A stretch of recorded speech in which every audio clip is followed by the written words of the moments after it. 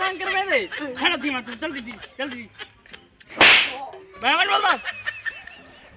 तू सरदार है ते को दूध छुटते हैं एक ही किसान का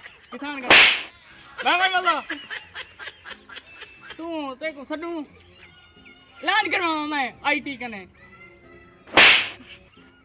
बैठ बोलता चप्पाला हाँ होने क्या करने कितने कीते वे इंदा वापस करो 16 लाख रुपया ओ तासा सरदार साहब खा गए हैं 16 लाख रुपया खा गए वे जा बदतमीजी खा ही गए वे तुसा ठंडे ठीक हो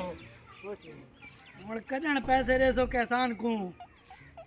गरीब बंदा दे है सो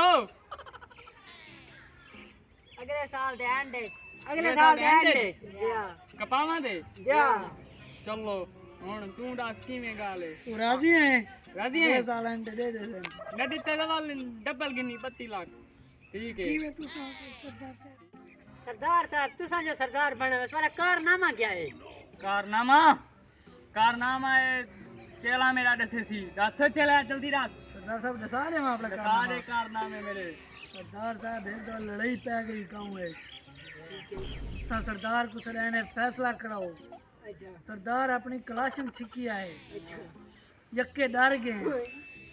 सरदार जी घर आए यक्के पीछे छुट्टे हैं अच्छा पूछो क्यों सरदार ने फैसला सही कहन सुनवाया कल घर जाके लिटर मारे ने लिट्टर मार चप्पाला जय जयकार की थी ने अच्छा, सरदार जय ने सही चप्पाला फैसला सुनाया। सरदार कब्जा ला कारनामा सुना इना एक दो कब्जा छुड़ावना पै गए अच्छा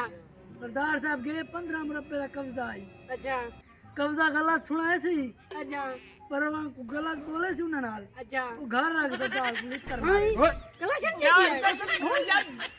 इज्जत निकाले इज्जत दिगाले सरदार उन्हें बदले आपने जमीन दे दी थे फ्री हाँ, free। सरदार बड़े जल्दा मालिक है सरदार चप्पलाओ फाड़ी कारनी सरदार है हाँ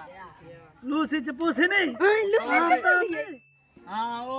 इतना ताला 4x4 वाला डांस कर रहा है और मैं फोर डाले वाला हाँ जल्दी डांस